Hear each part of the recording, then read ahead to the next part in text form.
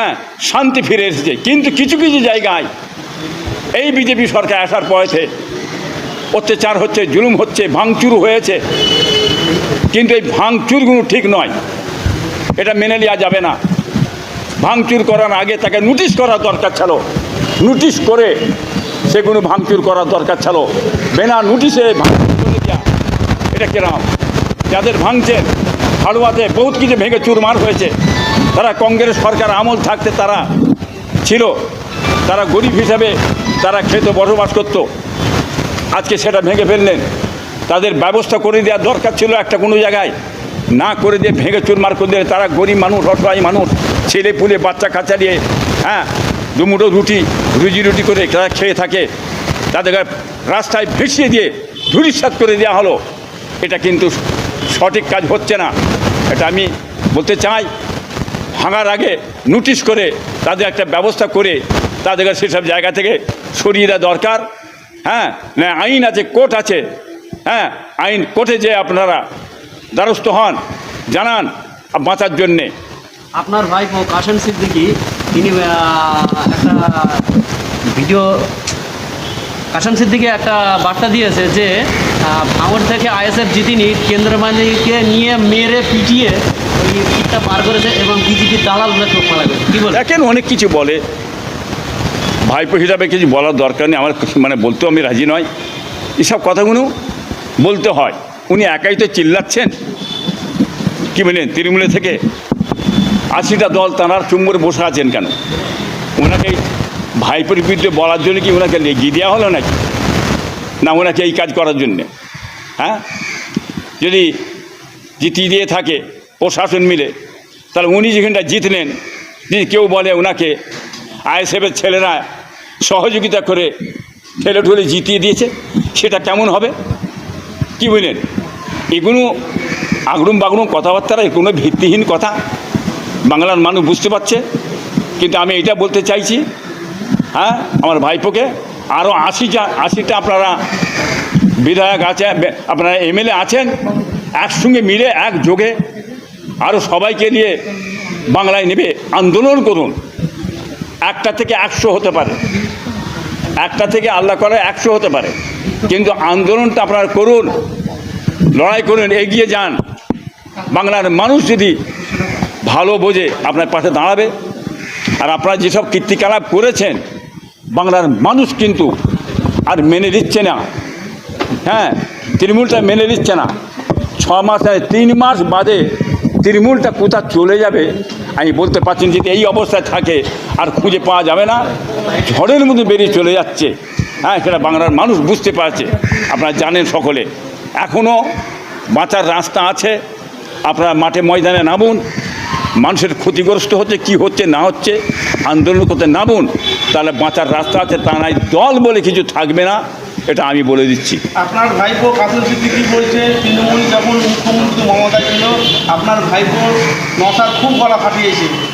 এখন সরাসরি নওশাদকে BJP PT বলছে, এখন কেন গলা ফাটাচ্ছে না? ভদ্রলোকেরা ডাইরেক্ট বলছে কাশেম। ও অনেক কিছু বলবে, যার মনে যেটা চাইবে সে বলবে। বিজেপির এ টিম বি টিম কী ব্যাপার আছে না আছে সে বাংলার মানুষ জানে। বিজেপি থেকে আইএসএফ দল একটা ছেলে আসেনি, বিজেপিকে নিয়ে এসেছে তৃণমূল। বাংলার সমস্ত মানুষ, জাতি ধর্ম বড় নিয়ে সকলেই জানেন কীভাবে নিয়ে এসছে না নিয়ে এসছে, সব জানেন। ওতে চিড়ে ভিজবে না। ও ফালতু কথা বলে কোনো লাভ নেই। রাজ্য সরকার বিজেপি হাওড়া ও শিয়ালদা স্টেশনে বন্দে মাতরম নিয়ে মানা করে বলো ভাই বলো। রাজ্য সরকার শিয়ালদা ও হাওড়া স্টেশনে হকারদের মেরে উচ্ছেদ করে দিল। সেই প্রসঙ্গে টিএমসি মিটিং করে, সেই প্রতিবাদ সভা করেন। প্রতিবাদ সভায় 30 জন উপস্থিত ছিল আর 50 জন উপস্থিত থাকেনি। এগুলো আপনি কী বলেন? দেখেন, হাওড়াতে একটা এই যে জিনিসটা ঘটল, আজকে ভাঙচুর হয়ে কংগ্রেস পিরিয়ড থেকে বসে আছে আজ অবধি, তারা খাচ্ছে গরিব মানুষ, অসহায় মানুষ সকলে জানেন। কিন্তু বিজেপি সরকার এসে ভেঙে গুঁড়িয়ে ধূলিসাৎ করে দিল। গরিব মানুষ তারা পথের ভিখারি হয়ে গেল, ভাসতে শুরু হলো, বাচ্চা কাচ্চা তাদের বিপদে পড়ে গেল। আগে একটা নোটিশ করে দেওয়া দরকার ছিল, তাদের একটা নিসার আলী উকিল নয়, ব্যারিস্টার নয়, হাকিম নয়, হাত পাগলা নয়, ফুল পাগলা নয়, এমএলএ নয়, এমপি নয়, একজন মাওলানা। তিনি ইংরেজ 400 ইংরেজকে দখল করতে দিয়ে, যে ইংরেজরা নবাব সিরাজকে হত্যা করেছিল, এই হিস্ট্রিয়া কোম্পানি ইংরেজকে রুখতে গিয়ে মাওলানা মোহাম্মদ নিসার আলী বাঁশের কেল্লা তৈরি করেছিলেন। উত্তর 24 পরগনা নারকেলবেড়িয়া গ্রাম তিনি তৈরি করে ইংরেজকে রুখতে চেয়েছিল। ইংরেজ তোমার বসতা মানি না, কামানের গলা গর্জে উঠল, বাঁশের কেল্লা চাপা পড়ে হজরতে মাওলানা মীর নিসার আলী তার ছাত্র সহ শহীদ হয়ে গেলেন। বলুন সুবহানাল্লাহ। আমরা ভারতে লড়াই করিনি, ওরা বলে দীনেশ, কানাই, বাদল, অভিরাম, ক্ষুদিরাম, নেতাজি, মাতঙ্গিনী, ভগৎ সিং, জগৎ সিং, এরাই নাকি ভারত স্বাধীন করেছে। আর আমরা আধ পাগলার ভাই ফুল পাগলা। নেতাজির ইতিহাস পড়ে দেখো, কাদের অবদানে ভারতের স্বাধীনতা এনেছিল। বাংলার নবাব সিরাজ, বাংলা, বিহার, উড়িষ্যার নবাব, জোরে বলুন নারায়ে তাকবীর। কদিনকার রাজত্ব করছো, তাই ওলট পালট করে শেষ করলে না। একবার বলে টাকা পাল্টাও, একবার বলে আমার কাউন্টারে জমা দাও, একবার বলে আধার কার্ড পাল্টাও, একবার বলে ভোটার কার্ড পাল্টাও, একবার বলে প্যান কার্ড পাল্টাও, আরেকবার বলে এই দেশে নাগরিক কিনা দেখাও। হাজার রকম প্রশ্ন না, জোরে বলুন, হাজার রকম প্রশ্ন। এই ভারতের মাটিতে আদেল ইনসাফের বিচার করেছিলেন যে লোকটার নাম ছিল সেলিম নূরউদ্দিন, পরে তার নাম হলো জাহাঙ্গীর। আপনারা জানেন এই শাহজাহানের বাবা ঔরঙ্গজেব আলমগীরের দাদু বাদশাহ নূরউদ্দিন সেলিম, তিনি কি বিচার করেছিলেন এই ভারতে। আর ভারতের কোর্টে কি বিচার হচ্ছে, নাম দিয়েছে সুপ্রিম কোর্ট। সুপ্রিম কোর্ট নাকি অমান্য করলে তার ফাঁসি হয়।